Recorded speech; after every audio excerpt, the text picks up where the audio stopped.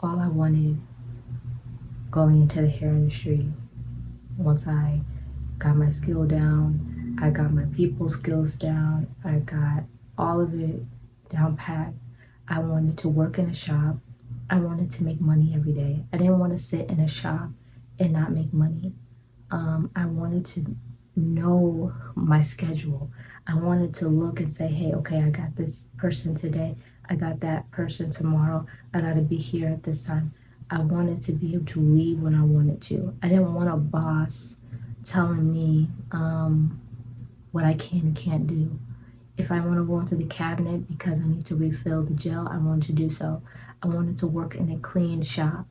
I didn't want to work in a shop where only one person would clean, um, or was responsible for cleaning.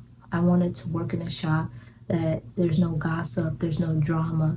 I didn't want to work with a bunch of girls that feel like, oh, talk crap about you to your clients when you're not around. I didn't want to work with a bunch of girls that you have a client and they're trying to convince your client that they're the better hairstylist. I didn't want to work with that. I wanted to work in a place, an environment full of women or men that everybody got to eat and nobody was attacking somebody's food. That's not what I wanted to deal with. I didn't want to be in a hostile environment where I'm like, oh, is my boss mad today? Or oh, is that coworker was her like I didn't want to work in an environment where I had to worry about any of that. I wanted if I had to work with people, I wanted to work with people that we got along. And if we weren't getting along because that's just reality, that we knew how to solve it or how to whatever the case may be. That's what I wanted. All I wanted. I wanted to work around people I can mirror and I can learn from, or they can learn from me. I wanted to just have a kindness and a courtesy going on in a workspace. That was my dream shop. That was my dream shop.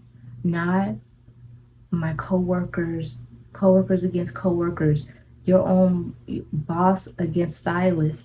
I didn't want to work with any of that. I didn't want to deal with any of the salon beef. Oh, that salon down the street got beef with that salon down the street and now it's all on Instagram.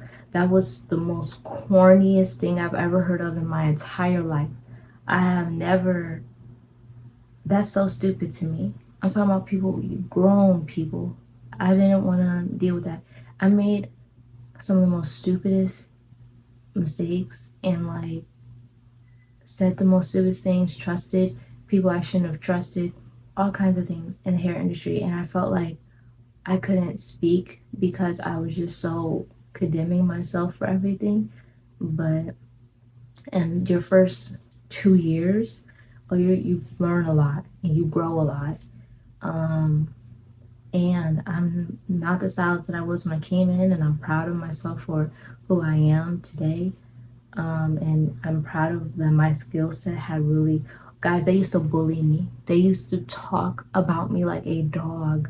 They used to, oh my gosh, the intense mean girl crap that was going on in the hair industry that I experienced, it was almost like made me drop out, almost made me quit. I would like go tell my mom about it all of the time, and I'm so happy because the things I didn't know how to do then, I know how to do now, and I'm good and I'm doing well.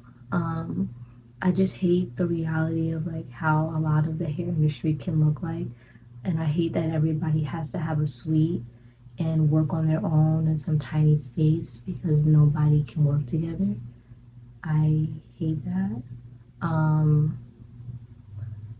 I it's just not everybody working in their house and all of those other things.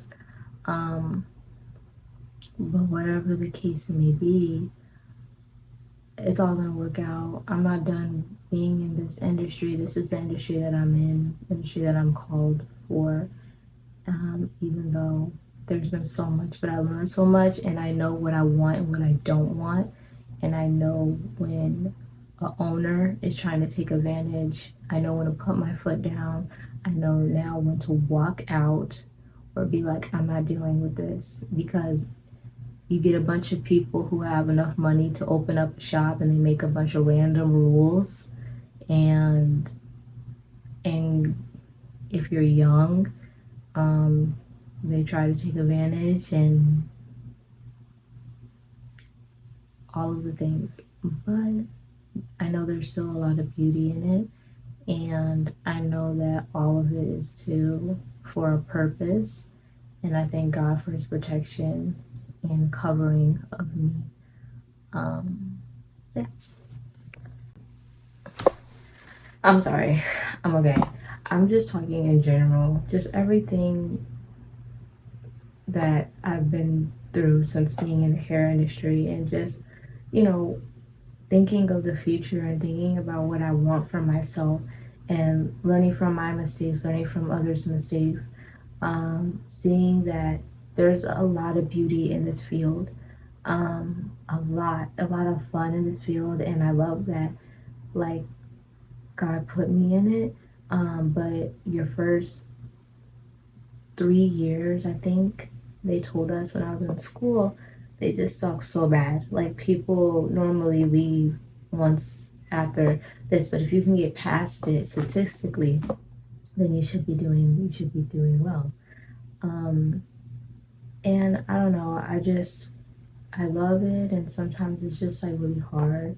I just think about all that I want, and you know where I see myself in the hair industry, um, in the next couple of years, or whatever. And I know that, we make our plans, but God is the one who actually establishes our steps. So I know that, but yeah, some days you be having your days where you're just like, it's like, okay. um, but yeah, that was just me just talking, really general speaking, and just where my thoughts are at and everything like that. I don't know.